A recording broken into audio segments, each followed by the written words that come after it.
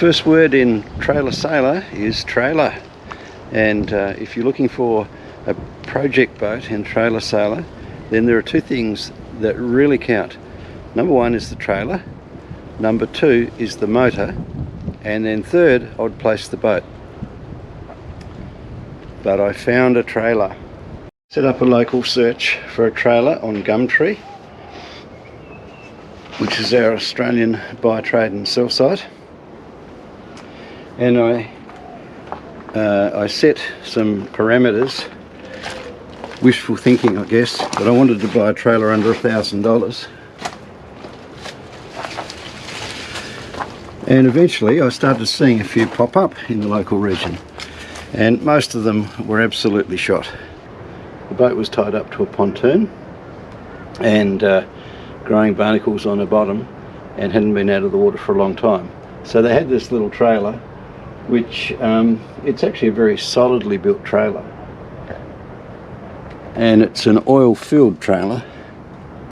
See the bolt there? So the frame is actually full of oil, but at some point the oil's drained out and it's sat with water in it right on that point there, and there's a section there that's completely rusted out and needs to be cut out.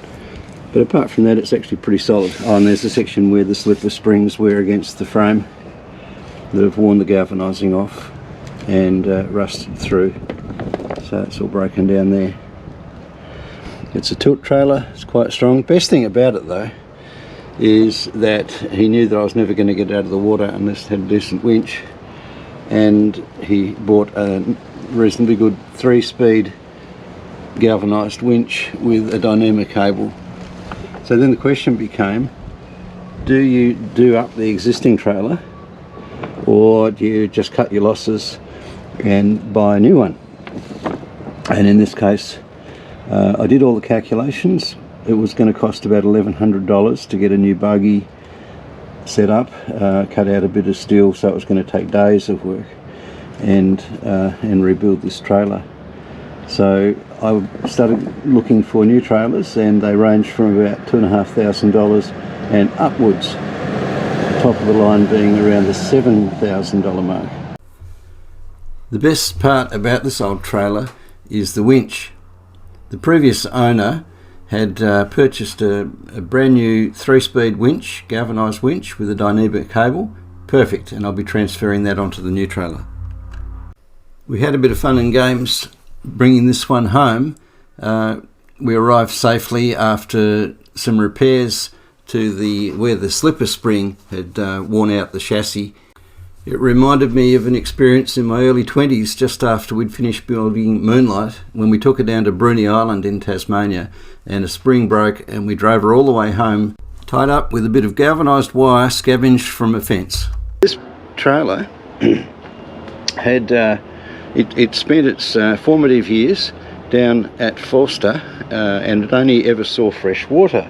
So even though it's a 30-year-old trailer, there's no rust whatsoever in the frame. It's very refreshing, especially in the trailer side of things, to find somebody who's really honest, really decent people, and describe something exactly as it is. So it was described as a trailer that had strong bones, and it has got that, strong bones. You can see that the galvanising has kind of powdered up a bit. I'm going to be looking into some treatments for that. But there is no rust whatsoever in this frame. So usually the tail end of them is, often tail end's completely rusted out. Sometimes you can cut that out, but you're up for major work once you start cutting and shutting. So starting with strong bones, your Trailer Sailor experience can be very, very much more pleasant thing if it's easy to get your boat on and off the trailer. One of the problems with the trailer, and one of the reasons why I decided not to do up the existing trailer, is that it was too high off the ground, whereas the engineering on this enables you to lower the keel of the boat almost right down to the axle. It's got a good centering system here, so for solo launching and retrieving, obviously set up for a speedboat, about a 6.5 metre speedboat, but I believe it will still work for the trailer sailor, which of course has different shape to it. But this trailer can be set up for a deep V speedboat, and I think that'll accommodate the curves of the Sunmaid. The multi-roller wobble rollers work very well, but people need to be aware that wobble rollers are not for taking load. And I see a lot of trailers these days which don't even have a centre run of rollers to take the weight on the keel. In an old boat trailer, you've got to accept that 9 out of 10 of them are rubbish, and you've just got to pass over them. Tyres are probably the next most important thing. I was looking for a trailer that with an ATM, or aggregated trailer mass, of around 2 tonnes. The aggregated trailer mass of this actual boat generally sits at about 1.6 tonnes or 1600 kilograms, and so anything from 1600 kilograms and up would be fine. I was tossing up whether to get a single axle 2-ton trailer or to get a dual axle trailer, and I ended up looking for the dual axle option because I want to tow this fairly large distances, anything up to a couple of thousand kilometres up north to the Whitsundays. The jury is still out on whether the Sunmaid will actually fit this trailer, and what I'm planning to do is to drop down the centre line of rollers. So we've got 4 rollers down the centre, drop them right down as low as I can, and then raise the wobble rollers. So as I've said, the wobble rollers are only there to support and guide the boat going onto the trailer. They're not there to support the boat once it's sitting on the trailer. In fact, if you get these rollers sitting up against the hull and you get grit, it will wear through your gel coat and make a mess of your boat. So these really shouldn't be in contact with the boat. The frame's pretty good. We've ascertained that there's no cutting or shutting whatsoever to do, just a little bit of cleaning up and maybe a bit of cosmetic work. Some of the U-bolts might need replacing. In experience, once you take those off, they're actually quite solid, but they seem to be the first thing to go when it comes to rusting. Lights can be quite an expensive item on trailers. You can see I've got a trailer board here which comes off a different trailer. Both sets of lights do actually work, but they're traditional kind of festoon light bulbs, and they just cause trouble. You can already see in this one there is some condensation inside. They don't last long, so I'll change that to LED and I'll wire it properly. Hopefully the cables that they've used here are tinned cables, because you need tinned cables on a boat trailer. It's quite expensive wire, but if you don't get that, the copper just breaks down and becomes very fragile and just literally shatters. It came with nearly brand new tyres and also a couple of spares which are a little bit older, no wear on them. Mostly the tread wear on trailers is not an issue. Alloy rims, very good thing.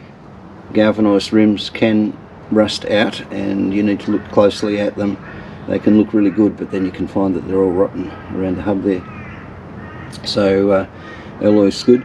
13-inch wheels, definitely a plus, and can't be done on a single axle for a 2-ton trailer, but the 13-inch wheels get everything down low. Thoughts on bearing buddies, shared by some mechanics. I think they're a curse. However, used with care, they can actually work quite well. The reason why they can be a curse is that there's a temptation to squirt too much grease in there, builds up inside, fills the cavity and causes overheating, and then can break out here on the inside of the bearings there. That seal can actually pop out the back, and then the grease comes out, gets all over your discs and can rot your brakes off. Obviously, being built and set up for a speedboat, which has a massive big engine on the stern of it, in order to get enough drawbar weight, you need to get the bogie well back. And you can see here, this has had a pretty big boat on it, and the bogie is set up way back, as far as you can possibly get it.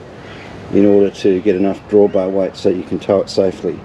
Drawbar weight should be minimum of 10% of the aggregated trailer mass. So in this case 10% of 1.6 is 160 kilos. I'll be aiming for about 200 kilos. The way that I'll do that is I'll shift this entire bogie, so I can undo these U-bolts, 1, 2, 3, and I'll shift this entire bogie forward. And you can see that I've got a good 450 millimeters there that I can move it forward because of the weight distribution. Because the weight distribution on a trailer sailor is quite different to a speedboat without that big motor hanging off the stern. I've got a much longer drawbar than is necessary, and here again the winch post can be moved back, and I will probably move it back to here. I could potentially shorten the drawbar, that's not a big issue, but a long drawbar is an advantage because I can get the boat back in the water, and again it makes it easier for solo launching.